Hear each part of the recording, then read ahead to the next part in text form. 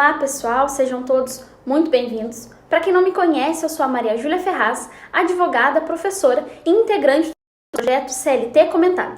Primeiramente, eu gostaria de dizer que é uma honra poder fazer parte desse projeto com professores e profissionais que eu tanto admiro. Bom, antes de nós iniciarmos os comentários acerca do nosso dispositivo legal de hoje, eu vou deixar aqui para os senhores as minhas redes sociais para que a gente possa manter o contato e esclarecer eventuais dúvidas que tiverem que surgirem não só acerca do nosso dispositivo de hoje, como também acerca daqueles que serão tratados nos nossos próximos encontros. Bom, pessoal, o dispositivo que nós vamos analisar hoje é o artigo 2º, parágrafo 3º da CLT, que traz para nós o Instituto do Grupo Econômico.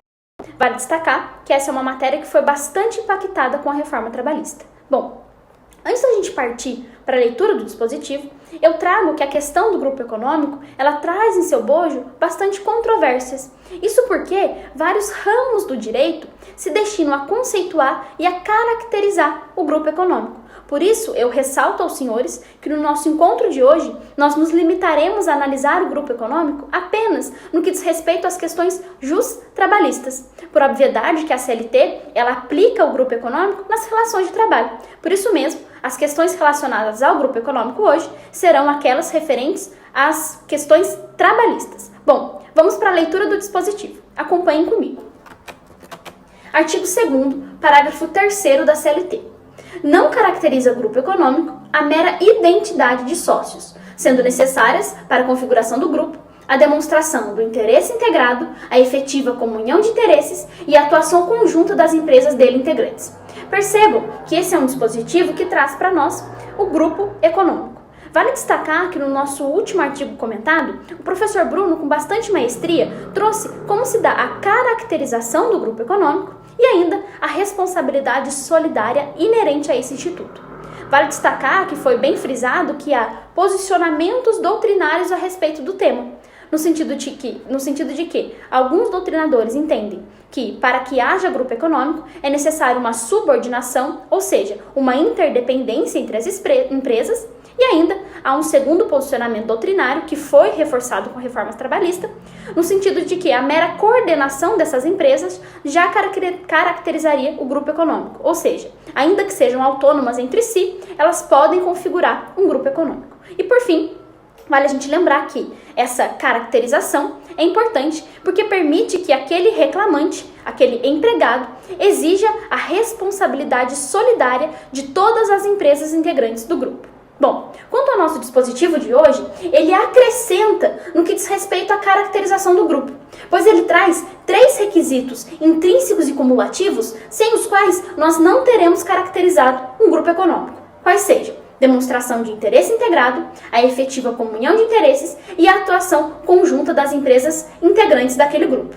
Antes de nós iniciarmos os comentários, vamos partir para a análise sobre o que o doutrinador Maurício Goldin Delgado tem a dizer a respeito do tema. Acompanhem comigo. Mencione-se, por fim, quanto à caracterização do grupo econômico, que a ressalva exposta no novo parágrafo 3º do artigo 2º da CLT, acrescentado pela Lei nº 13.467 de 2017, que é a reforma trabalhista, tem de ser interpretada com lógica e sistematicidade. Quero o novo preceito deixar claro que a mera identidade de sócios, sendo efetivamente residual e inexpressiva, não é bastante para evidenciar o grupo econômico. Com isso, permite afastar situações realmente artificiais, em que a participação de algum sócio na entidade societária seja mesmo inexpressiva e claramente residual. Bom, pessoal, o doutrinador, ele ressalta essa nova sistemática acerca da caracterização do grupo econômico, que deixa de ter um caráter residual e abstrato e passa a ser analisado sob a ótica de requisitos que demonstrem que aquela empresa tem uma comunhão de interesse. Ou seja, a partir de agora não basta apenas que aquela empresa possua em seu quadro societário sócios em comum. Bem verdade, a doutrina vai mostrar para nós que são necessários o preenchimento de 3 requisitos, sem os quais eu não vou poder ver caracterizado um grupo econômico. Bom, para elucidar melhor o tema, eu trago para vocês um exemplo em que a gente vê visivelmente a situação de um grupo econômico, que é o caso da Rede Globo. Percebam que a Rede Globo ela possui vários segmentos. nós temos a TV Globo, a Rádio Globo, o Jornal Globo. Mas, nitidamente, a gente vê que essa empresa, ela atua de forma integrada. Ela tem uma comunhão de interesses. Ou seja, é uma empresa que, em que pese possuir sócios, possuir pessoas jurídicas diferentes em relação a esses segmentos, a esses ramos de atuação, a gente pode concluir que é uma empresa que possui aí uma atuação no mercado que se destina ao mesmo fim, que possui o mesmo intuito. Por esse motivo, é caracterizado o grupo econômico. Bom, aqui a gente destaca que há doutrinadores que criticam um pouco essa inserção trazida pela reforma trabalhista. Justamente porque eles trazem que, com essa inserção desses elementos para que seja caracterizado um grupo econômico, fica um pouco mais difícil para que o reclamante comprove essa existência e, numa demanda trabalhista, exija a responsabilidade solidária dessas empresas. Então, agora, deixou de ser necessário apenas que essas empresas tenham sócios em comum e passou a ser intrínseco para que a gente tenha a responsabilidade solidária, que essas empresas elas atuem com o mesmo objetivo, que a atuação no mercado dessas empresas seja destinada para o mesmo fim, ou seja, que nitidamente essas empresas, em que pese serem distintas, atuam para aquela finalidade em comum. Para elucidar ainda mais o tema, eu trouxe para a gente analisar uma jurisprudência, para a gente ver como se dá essa caracterização em um caso em concreto. Bom, essa jurisprudência, ela retrata a situação de um professor que ajuizou uma reclamação trabalhista e nessa reclamação ele pretende a responsabilidade solidária de várias sociedades educacionais. Para provar esse alegado grupo econômico, esse professor se valeu de que essas empresas, quando da audiência, se fizeram representar por prepostos em comum e ainda ele se valeu do argumento de que essas empresas possuíam sócios em comum, ou seja, analisando o quadro societário dessas empresas, elas tinham sócios em comum referente a essas sociedades educacionais.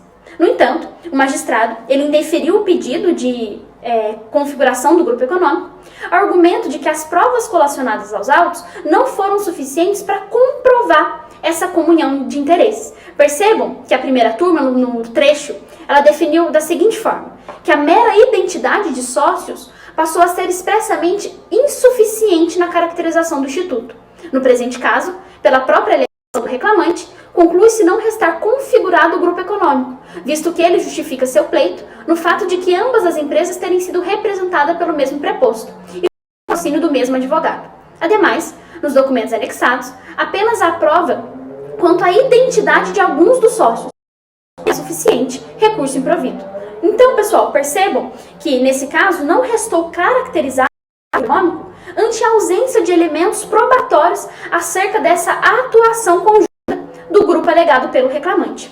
E aqui eu havia comentado que há a doutrina que critica esse ponto e há doutrinadores que defendem que para a comprovação do grupo econômico, o reclamante ele tem que se valer não só de provas documentais, que são um pouco precárias para conseguir demonstrar essa efetiva comunhão de interesses. Eles trazem que é necessário que o reclamante ele se valha de provas de prova oral para tentar comprovar esse interesse comum dessas empresas. Bom, pessoal, então no nosso encontro de hoje, nós comentamos o artigo 2º, parágrafo 3º da CLT, que traz para nós aí como se dará a caracterização do grupo econômico, afirmando que não basta apenas que essas empresas que os sócios dessas empresas, integrem o mesmo quadro societário. Na verdade, ele traz elementos, requisitos intrínsecos e cumulativos, sem os quais não haverá, se não houver o preenchimento, não haverá a responsabilidade solidária dessas empresas. Então, para que eu possa, em uma demanda trabalhista, demandar em face de um grupo econômico, ou seja, trazer em desconsórcio passivo a responsabilidade solidária das empresas, é necessário que eu demonstre nos autos que essas empresas não só possuem sócios em comum, mas que também elas atuam de forma conjunta e integrada no mercado, ou seja, que elas possuem um interesse comum quando de suas atuações. Bom, eu encerro o meu comentário de hoje, eu ressalto aqui para os senhores as minhas redes sociais para que a gente possa conversar um pouquinho mais sobre o tema e fico à disposição para esclarecer eventuais dúvidas. Se você ainda não curtiu ou compartilhou esse vídeo, faça isso e também não deixe de conferir os nossos próximos comentários acerca da nossa CLT. Um abraço!